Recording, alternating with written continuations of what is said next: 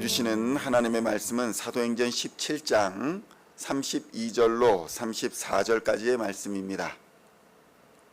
사도행전 17장 32절로 34절까지의 말씀 찾으셨으면 함께 한 목소리로 봉독하도록 하겠습니다.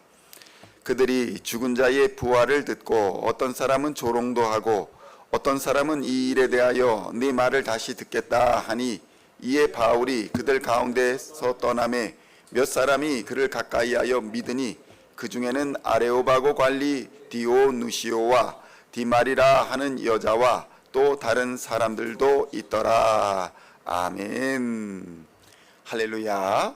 오늘은 사도행전 17장 32절로 34절까지의 말씀을 본문으로 복음을 대하는 사람들의 반응이라는 제목으로 은혜의 말씀을 함께 나누고자 합니다.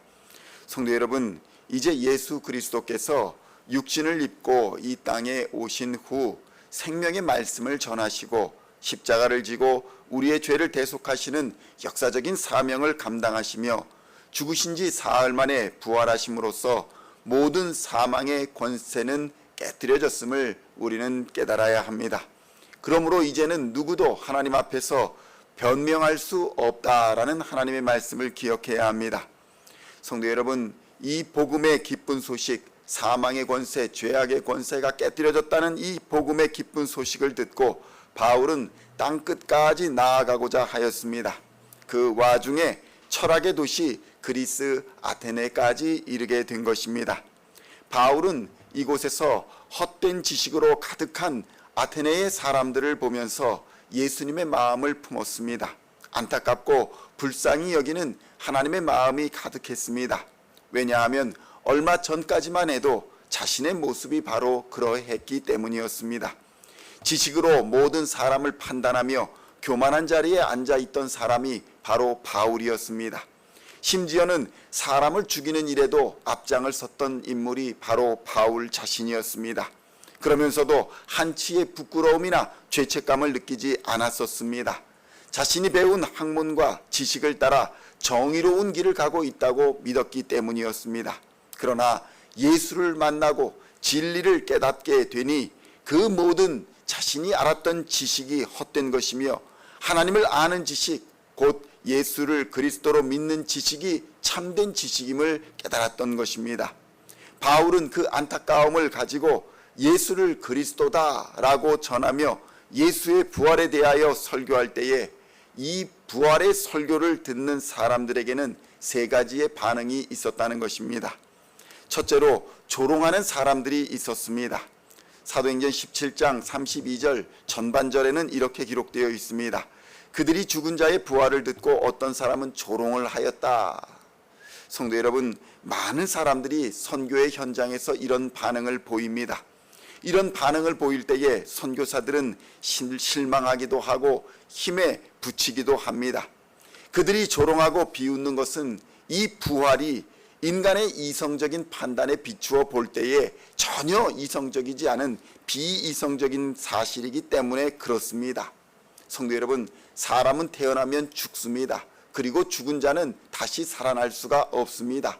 이것이 지식이고 이것이 이성입니다. 그런데 부활이라는 이 사실은 전혀 비이성적인 사실이기 때문에 믿을 수가 없었던 것입니다.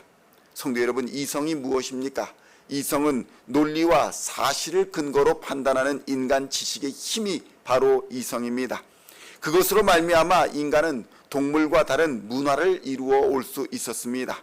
그러나 성도 여러분, 이성이 완전하지 않다는 사실을 우리는 깨달아야 합니다. 이성으로 말미암아 수많은 학문적 성과를 이루지만 그 학문들은 서로 충돌하기도 하고 서로 대척점에 서 있기도 하는 것입니다. 이성은 단지 사실을 판단하는 중요한 근거 중에 하나일 뿐 사실을 판단하는 전부는 아닌 것입니다. 이 이성은 내일 일을 전혀 알지 못하고 그저 우리가 지나온 날들의 의미를 깨닫지 못한다는 사실을, 그 한계를 가지고 있다는 사실을 우리는 알아야 합니다. 그저 지나온 경험과 역사적 사실을 가지고 현재를 분석하며 미래를 추론할 뿐 그것이 가지고 있는 진정한 의미와 정확한 미래는 알지 못한다는 한계를 가지고 있는 것입니다. 이 이성의 한계를 넘어서는 것이 바로 계시입니다.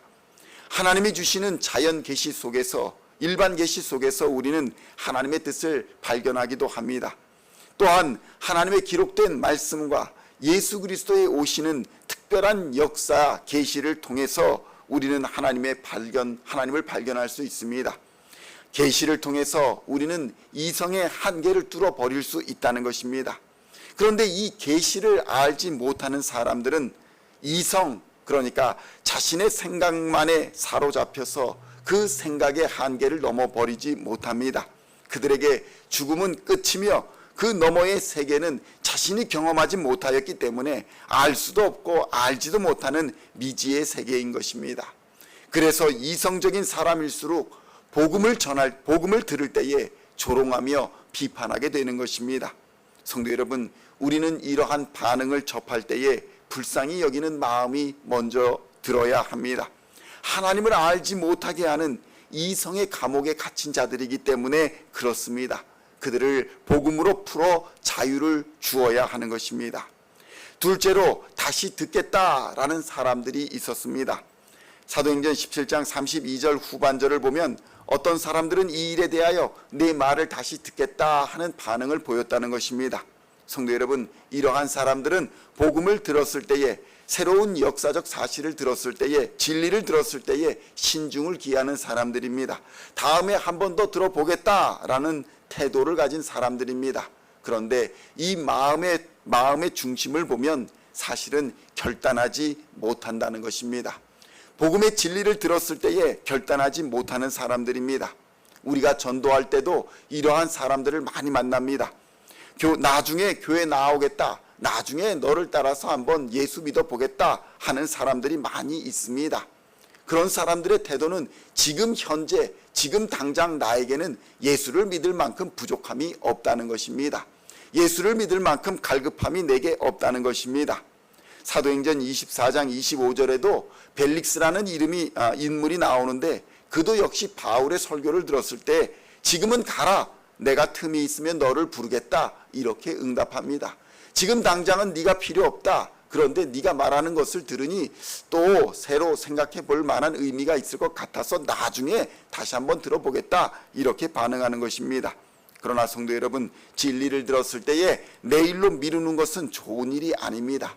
왜냐하면 기회는 항상 오는 것이 아니기 때문입니다. 교회 사역도 기회가 항상 오는 것이 아니라는 사실을 알아야 합니다. 주의 일도 다 때가 있는 것입니다. 내게 기회가 있을 때에 주의 일을 감당하는 것이지, 건강도 지나고 우리의 시대가 지나면 열심히 헌신하고 봉사하고자 해도 기회가 없다는 사실을 깨달아야 하는 것입니다. 억지로 내가 그 일을 하겠다라고 하면 분란만 일으킬 뿐인 것입니다. 성도 여러분, 많은 사람들이 은퇴하고 나면 내가 주의 일을 감당하겠습니다, 은퇴하고 나면 열심히 사명 감당하겠습니다 라고 하는 분들이 있습니다. 의욕이야 높이 살만하지만, 아니 현장에 있을 때, 젊음이 있을 때 하지 못한 일을 현장을 벗어났을 때, 은퇴했을 때 더 잘할 수 없는 노릇이라는 사실을 우리는 알아야 하는 것입니다. 지금 기회 있을 때에, 지금 내게 힘이 있을 때에 죽을 힘을 다해 사명을 감당해야 합니다. 결단해야 합니다. 이것이 바로 예수를 그리스도로 믿는 그리스도인의 자세입니다. 고린도후서 6장 2절을 보면 이렇게 말합니다. 보라, 지금은 은혜 받을 만한 때요, 보라, 지금은 구원의 날이로다. 성도 여러분, 지금이 바로 하나님이 부르시는 그때임을 자각하시고 믿음의 사명 감당하시기를 우리 주님의 이름으로 축원드립니다. 마지막으로 바울의 말을 듣고 믿음을 가진 사람들이 있었다는 것입니다. 사도행전 17장 34절의 말씀을 함께 봉독하겠습니다. 몇 사람이 그를 가까이 하여 믿으니 그 중에는 아레오바고 관리 디오누시오와 디마리라 하는 여자와 또 다른 사람들도 있었더라. 아멘. 성도 여러분, 복음의 역사는 바로 이 결단하는 몇 사람으로 인하여 이루어가는 줄로 믿습니다. 성도 여러분, 하나님의 말씀을 듣고 반응하는 사람들이 있습니다.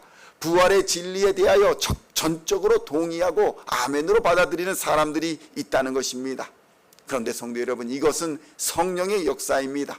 하나님의 선택하심과 인도하심의 증거인 것입니다.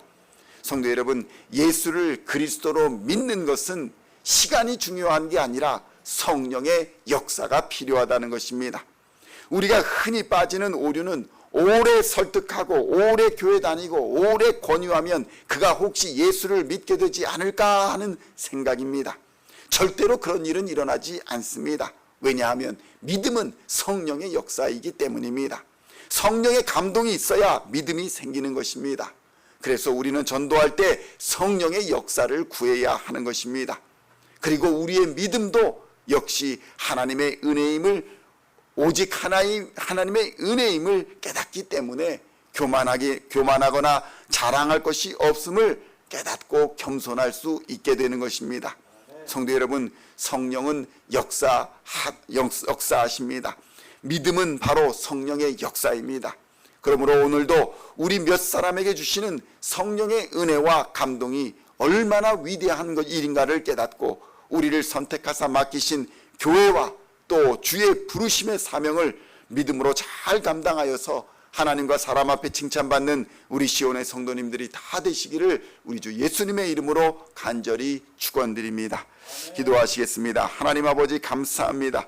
믿음은 오직 성령의 역사임을 이 시간 깨닫게 하여 주시니 감사합니다.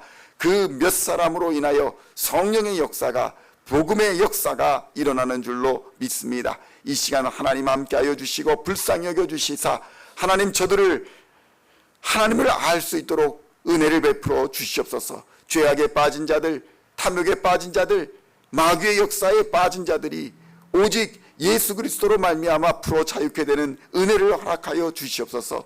저들을 불쌍히 여겨 주시옵소서. 이 나라 이 민족을 불쌍히 여겨 주시옵소서. 세상의 모든 백성들을 불쌍히 여겨 주시옵소서. 저들에게는 성령의 역사가 필요합니다. 저들에게는 성령의 은혜가 필요합니다. 저들에게는 예수 그리스도가 필요합니다. 성도 하나님 아버지, 저들을 불쌍히 여겨주시사 예수를 알게 하여 주시고 성령의 감동으로 믿음을 허락하여 주시사 예수를 주로 고백하며 구원 얻는 은혜를 허락하여 주시옵소서. 이 믿음의 사역 감당하기에 부족함 없도록 우리를 선택하여 주셨사오니 우리에게 하늘의 능력을 주시사 이 사명 넉넉히 감당하도록 주여 은혜를 부어 주시옵소서. 우리 교회로 말미암아 사명 감당할 수 있도록 많은 성도들을 불러주시니 감사합니다. 이 성도들의 가정과 직장과 사역 위에 하나님 은혜의 은혜를 더하여 주시사 하늘의 문을 여시고 복을 내려주시어서 믿음 감당케 하여 주시고 사명 감당하는 하나님의 백성들 다 될 수 있도록 주님 인도하여 주시고 역사하여 주시고 보호하여 주시옵소서. 감사를 드리오며 우리를 구원하신 우리 주 예수 그리스도의 이름으로 간절히 기도하옵나이다. 아멘.